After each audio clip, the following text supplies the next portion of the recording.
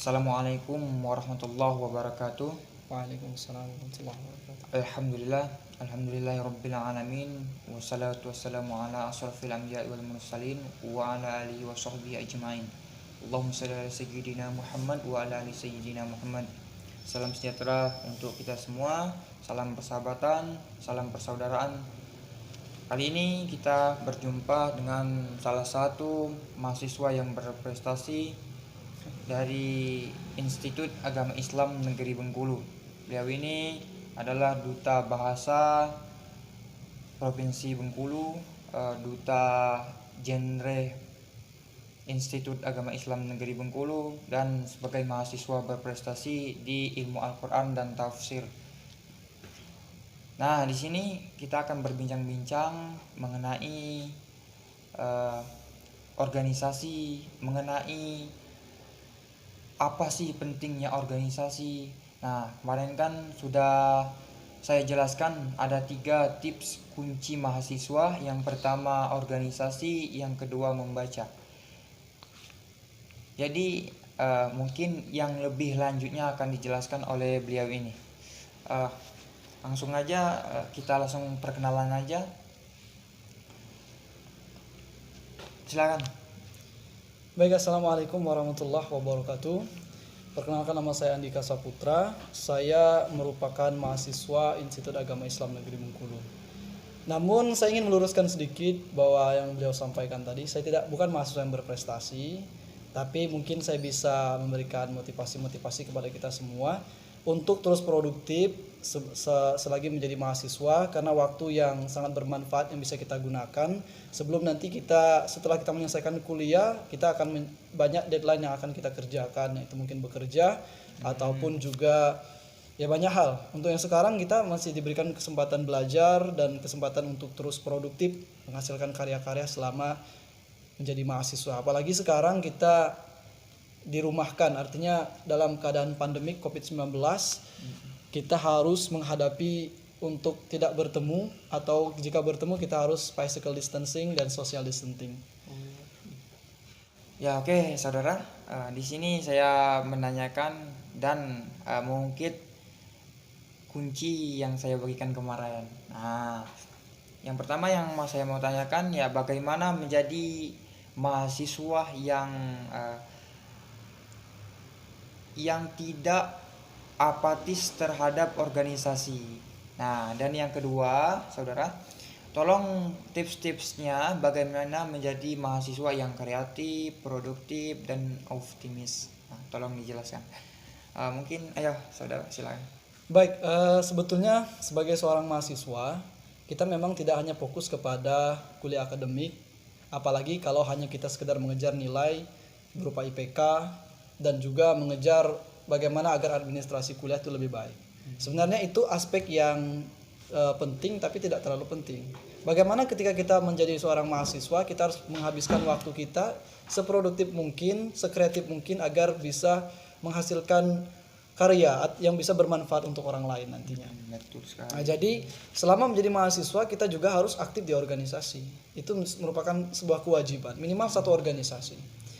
Jadi menurut saya juga, ini pengalaman saya bahwa mungkin saya juga pernah sedikit apatis dengan organisasi, tapi itu karena memang saya masih mahasiswa baru pada saat itu, dan selama menjadi mahasiswa juga saya kurang paham, karena selama di SMA saya selalu diajarkan untuk terus belajar dan belajar saja, misalnya ke perpustakaan dan sebagainya.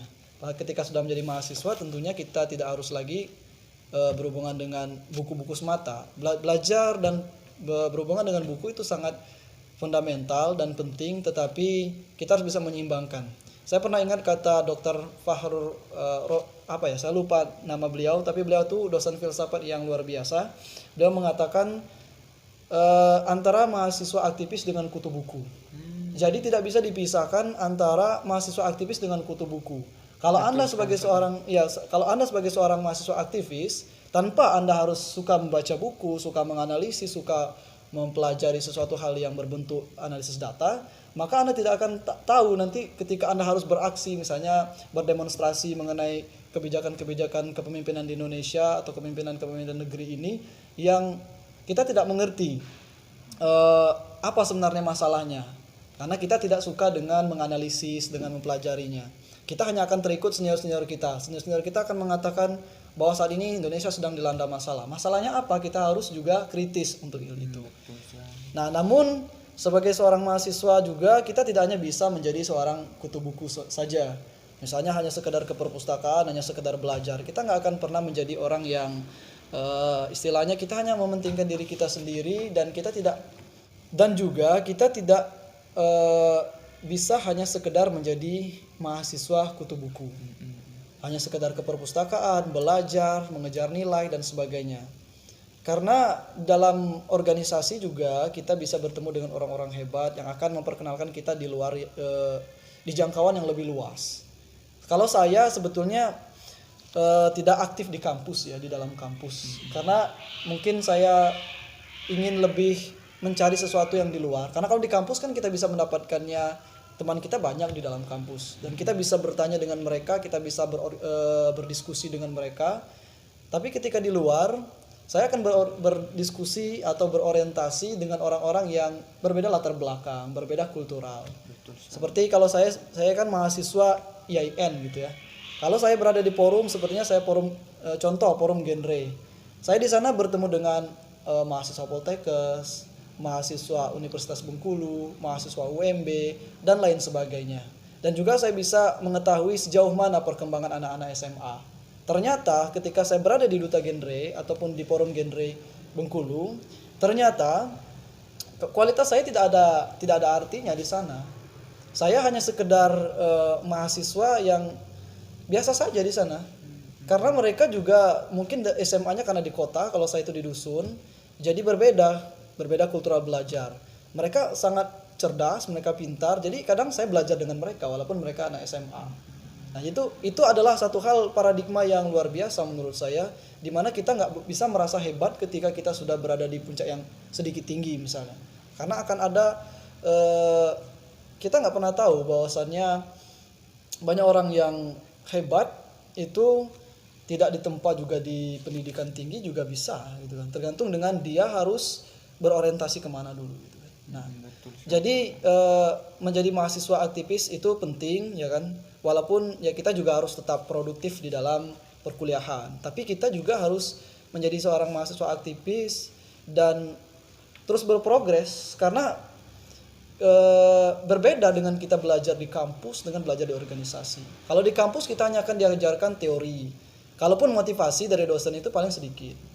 Misalnya sebelum memulai perkuliahan dosen akan memberikan motivasinya. Dan itu besok-besoknya lagi udah lupa kita. Tapi kalau di organisasi kita bisa bercengkrama dengan teman-teman kita atau dengan kakak tingkat kita dan kita diajarkan tentang sebuah mental, kita diajarkan tentang karakteristik bagaimana menjadi mahasiswa yang berkarakter pastinya. Oke, terima kasih sudah. Baik teman-teman semua, pesan saya sebagai seorang mahasiswa, teman-teman jangan pernah tidak aktif di organisasi, minimal satu organisasi. Tapi jangan juga terlalu aktif di organisasi sehingga teman-teman melupakan akademik teman-teman. Betul banget, betul banget. Ya, boleh. Nah, intinya teman-teman, jadi organisasi sama membaca itu harus sama-sama berdampingan. Jadi kita jangan hanya menjadi kutu buku tapi kita apatis dengan organisasi, itu kan pincang juga gitu kan. Jadi dua-duanya itu harus berjalan, harus seimbang antara organisasi dengan membaca. Mungkin ada pesan-pesan untuk mahasiswa yang baru masuk atau yang baru maba ini, saudara, gimana itu? Mahasiswa baru ya. Jadi mahasiswa baru ini pertama menurut saya harus cerdas pertama ya. Ketika Anda sudah menjadi mahasiswa baru, Anda berada di lingkungan yang berbeda dari sebelumnya. Lingkungan Anda adalah lingkungan tempat yang lebih besar daripada sekolah menengah atas. Karena di sana Anda akan diajarkan berbagai hal. Anda akan banyak sekali tempat belajar, banyak sekali retorika yang akan Anda hadapi nantinya, permasalahan-persoalan yang akan Anda hadapi. Pertama, saya pernah berpengalaman juga sebagai seorang mahasiswa aktivis. Karena saya pada saat itu bukan orang yang cerdas, jadi saya saya pikir semua senior itu ternyata baik. Saya pikir semua senior itu cerdas, saya pikir semua senior itu bisa diikuti. Ternyata tidak semua senior bisa kita ikuti. Walaupun kita misalnya sebagai seorang mahasiswa baru kan, kita belum paham apa-apa dan sebagainya, kita juga harus makanya saya bilang tadi harus cerdas, harus kritis, berpikirnya kritis. Jadi kalau ada senior yang suka memanfaatkan kita dalam hal berdemonstrasi, kita harus konsultasi ke senior berikutnya. Ini kira-kira benar-benar untuk pembelajaran atau ini hanya dimanfaatkan untuk kepuasan dia. Misalnya kita dimanfaatkan untuk kepentingan dia seperti itu. Nah, jadi jangan sampai kita terajak seperti itu. Saya pernah dulu ketika saya menjadi mahasiswa, saya masih mahasiswa baru, senior saya juga pernah mengajarkan kepada kami tentang berdemonstrasi. Saya pikir ini belajar, ternyata ini ranahnya bukan belajar lagi, tapi memang sudah ranahnya berdemonstrasi. Padahal berdemonstrasi pada saat itu tidak ada penjaga keamanan, tidak ada polisi dan sebagainya. Akhirnya ricuh, kami semua berkelahi antar kami dalam satu organisasi seperti itu. Nah, itu artinya mahasiswa baru harus cerdas dan tidak boleh mengikuti semua senior. Begitu juga dosen sebetulnya. Tidak semua dosen kita juga harus mengikuti paradigmanya. Kita boleh berbeda paradigma, berbeda pendapat, berbeda cara pandang, berbeda haluan, asal kita bisa mempertanggungjawabkan haluan itu.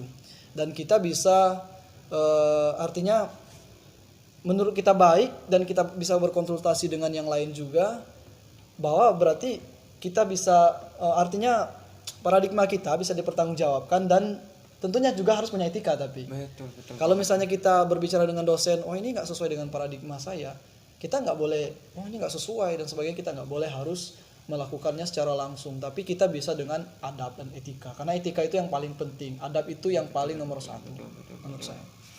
Berarti yang adab etika itu kan baliknya itu ke ranah membaca ya, membaca waktu, situasi dan membaca semuanya gitu kan. Oke teman-teman, nah itulah penjelasan dari saudara Andika sebagai duta bahasa Provinsi Bengkulu, sebagai mahasiswa berprestasi. Duta bahasa saya masih finalis ya, belum sebagai duta, tapi saya pernah menjadi duta game. Itulah penjelasan dari saudara Andika mengenai pentingnya berorganisasi, pentingnya membaca. Nah, mungkin kita semua sudah dengar ya, begitu pentingnya berorganisasi. Nah, bagi mahasiswa baru, bagi mahasiswa yang sudah abadi ya nggak usah lah gitu kan. Nah, jadi yang mahasiswa baru itu tuh janganlah apatis, ikuti, terserah kalian mau organisasi yang mana, bagaimana, silahkan. Yang penting kalian itu berorganisasi.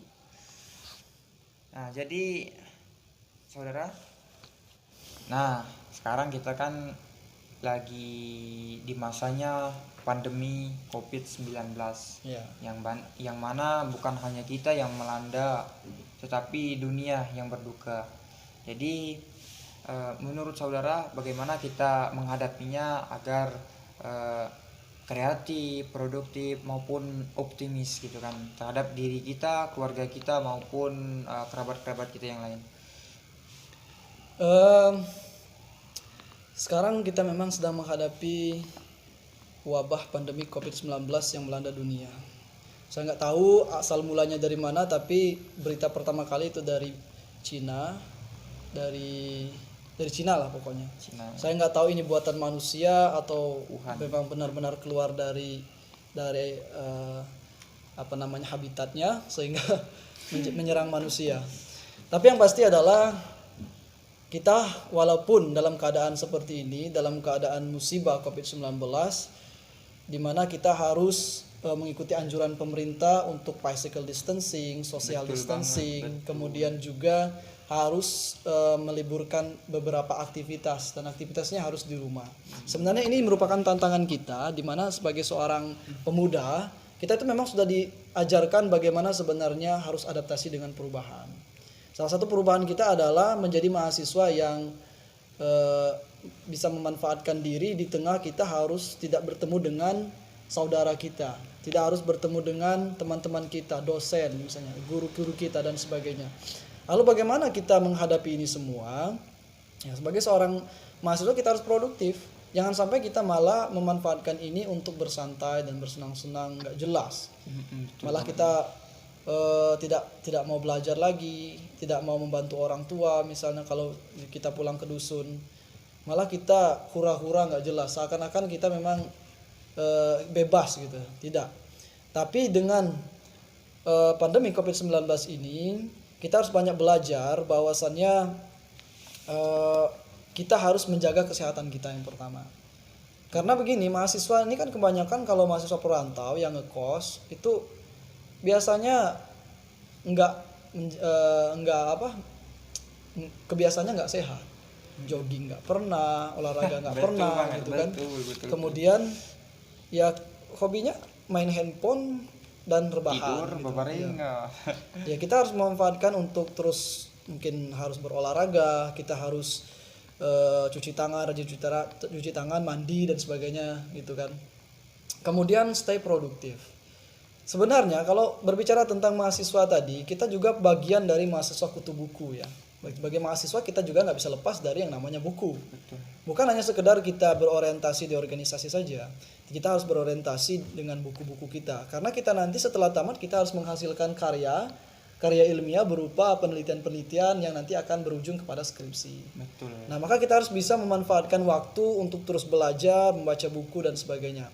Kalau saya selama masa pandemi COVID-19, biasanya saya menciptakan karya, walaupun karyanya itu belum bisa dikategorikan bagus atau layak, tapi saya biasanya nulis ya tentang tema-tema yang sedang dihadapi, misalnya bagaimana muslim menghadapi COVID-19. Bagaimana ketika masa Nabi, ketika masa sahabat dihadapkan oleh wabah taun. Kalau dalam bahasa Arab itu taun artinya wabah menular. Nah, maka dari situlah kita harus banyak-banyak belajar, harus banyak-banyak memanfaatkan waktu. Bagaimana sih, apa yang bisa kita lakukan di rumah kita kalau memang kita nggak bisa keluar dan nggak bisa bertemu dengan keluarga kita? Apa yang bisa kita lakukan? Mungkin membaca buku misalnya kan, mungkin mendengarkan audio pendidikan, itu kan lebih penting. Nah, sekarang ini juga tantangan kita ketika menjadi seorang mahasiswa di masa wabah ini, kita harus bisa bertemunya itu melalui video call gitu kan. Melalui video call dan melalui Zoom juga. Ini kan menghabiskan banyak kuota bagi mahasiswa yang ini kan. Tapi ini juga kita bisa ngambil pelajaran ketika masa bahwa memanfaatkan waktu bercengkrama bersama teman-teman itu memang sangat penting. Bersama dosen itu memang sangat penting. Kita malah malas kuliah misalnya. Sekarang bukan lagi malas kuliah, satu semester kita dihadapkan untuk tidak bertemu dengan dosen. Ya kan? Kalau berarti kita ini mengajarkan kepada kita bahwa tidak bertemu dengan dosen itu tidak dapat ilmu gitu kan. Tidak dapat pelajaran dari beliau gitu kan. Sehingga ya kita nggak bisa stay produktif untuk mendapatkan ilmu pengetahuan. Kemudian juga kajian-kajian tablik akbar misalnya diliburkan. Nah, kan. Ini juga merupakan kerinduan kita bersama dengan ilmu pengetahuan, dengan pendidikan-pendidikan agama yang akan terus mengingatkan kita kepada kebaikan. Nah, jadi ini momentum kita juga untuk rindu kepada banyak hal, ya, rindu kepada bercengkrama kepada teman-teman, bercengkrama kepada dosen, bercengkrama kepada guru-guru kita, bercengkrama kepada kerabat-kerabat kita. Bahwasannya ketika kita malas kuliah, artinya kan kita malas bertemu dengan dosen juga kan. Betul. Nah, maka ketika nanti masa ini kan sudah memasuki era new normal atau normal baru. Maka nanti ketika kita mulai masuk kuliah lagi, maka manfaatkanlah waktu dengan sebaik mungkin untuk terus produktif dalam belajar, untuk terus ya bercengkrama bersama teman-teman agar ya itu, karena kita ini manusia yang tidak bisa lepas dari orang lain gitu kan. Kalau kita tidak bertemu sama orang, anggaplah kita hidup di hutan seperti Tarzan misalnya. Bagaimana kondisi sosial psikologis kita ketika kita berada di dalam keadaan seperti itu? Kita akan stres karena kita jauh dari manusia. Sesungguhnya manusia, orang-orang di sekitar kita ini adalah orang-orang yang selalu menyemangati kita, yang selalu memberi kita semangat untuk terus produktif, menjadi orang yang lebih baik gitu kan. Kemudian saya pernah ingat pesan ustadz saya bahwa ketika masa pandemik ini jangan tinggalkan ibadah, karena kita nih ketika kurang bertemu dengan manusia lainnya, yaitu tadi kita akan stres. Maka ketika kita stres tidak bertemu dengan manusia, kita bercengkramalah kepada Allah Subhanahu wa taala. Semoga kita bisa diberikan hikmahnya dan diberikan kebaikan sehingga kita terus bisa menjadi lebih baik ke depannya. Itu saja. Oke, terima kasih kepada Saudara Andika yang telah menjelaskan panjang maupun lebarnya penjelasan mengenai kondisi sekarang, mengenai tips-tipsnya bagaimana menjadi mahasiswa yang kreatif, produktif, optimis, bagaimana menjadi mahasiswa yang aktivis. Nah, jadi simak videonya ya, jangan di skip karena itu adalah suatu ilmu wadah kita untuk belajar, untuk saling mengingatkan gitu kan. Oke, terima kasih kepada Saudara Andika yang telah meluangkan waktunya. Sebenarnya ini untuk sharing-sharing saja pengalaman saya gitu. Kalau ilmu nggak ada sama sekali. Tapi untuk sharing nggak apa-apa sih. Semoga ini bisa menjadi cara pandang atau mindset teman-teman kita. Bukan berarti memang harus diterima semua. Ya mungkin hanya ini memang selalu untuk referensi saja. Orang kalau melihat padi itu yang berisi, lihatlah yang merunduk. Jangan melihatnya yang ampah atau yang ke atas. Maka yang ke atas itu biasanya yang nggak ada isinya kan.